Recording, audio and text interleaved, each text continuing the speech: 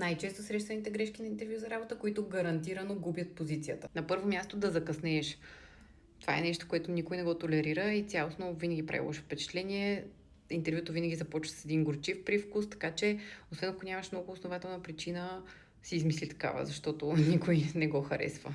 За съжаление го казвам от личен опит, защото ми се е случвало. На въпрос какви са твоите слабости, отговаряш: работя твърде много. Това е нещо, което HR-ите са чували хиляди пъти и звучи супер престорено. Ясно е, че цялостно, дори да работиш твърде много, това се вижда в последствие. Това да се хвалиш сам себе си никога не звучи добре, така че избягвай такъв тип суперлативи по собствен адрес.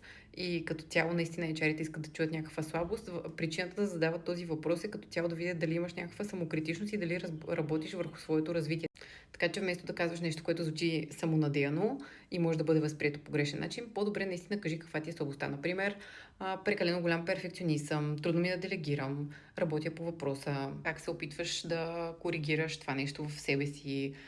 Важното е да разберат, че наистина се опитваш да се подобряваш и знаеш какви са твоите недостатъци и е напълно нормално всеки да има такива. Просто бъди искрен. Дори да ти липсва някакво умение, което е свързано с позицията, това да го признаеш всъщност ще ти донесе много повече плюсове, отколкото минуси. Третото нещо е да не задаваш въпроси на края на интервюто. В смисъл, винаги това е двупосочен процес. Ясно е, че ти ги интервюраш и те интервюрат. И като цяло това да не задаваш въпроси някакси оставя лошо впечатление. Не те ли интересува достатъчно тази компания? Не си ли проучил дейността? Какво се случва? Защо? По дяволите ти нямаш нито един въпрос. Това нещо е винаги супер важно, защото показваш интерес, дори за да не те интересува всъщност и да си прочел всичко за компанията, просто ги питай нещо. Четвъртото нещо, винаги е грешка да говориш лошо за предишни работодатели, защото в главата на един HR или в главата на човека, който те интервюира, това звучи като този човек ще говори лошо и за нас.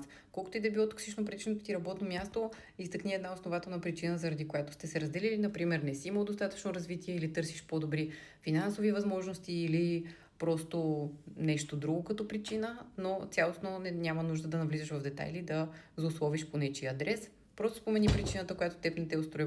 Ясно е, че има някаква причина, за да търсиш нови възможности. И последното нещо, което винаги губи позицията, е когато не изглежда да ти пука за самата работа и за развитието ти, ами изглежда сякаш си само за заплатата. Естествено, че всеки един потенциален работодател би искал наистина кандидат, който да е мотивиран, не само заради финансовите причини, защото обикновено това означава, че ти ще си от 9 до 5, няма да ти пука кой знае колко за бизнеса, просто ще отчиташ някаква дейност, за да си вземеш заплатата. Повечето работодатели естествено биха искали бизнесът им да бъде поддържан от човек, който също така би предлагал идеи, би бил проактивен, би развивал бизнеса заедно с него, въпреки че не е негов бизнес, но в крайна сметка това да надскачаш себе си в една позиция и това да отиваш на интервю само защото търсиш заплата, винаги си личи, така че стреми се да показваш проактивност и да покажеш, че всъщност имаш и други качества и амбиции, освен това да получиш заплата в края на месеца.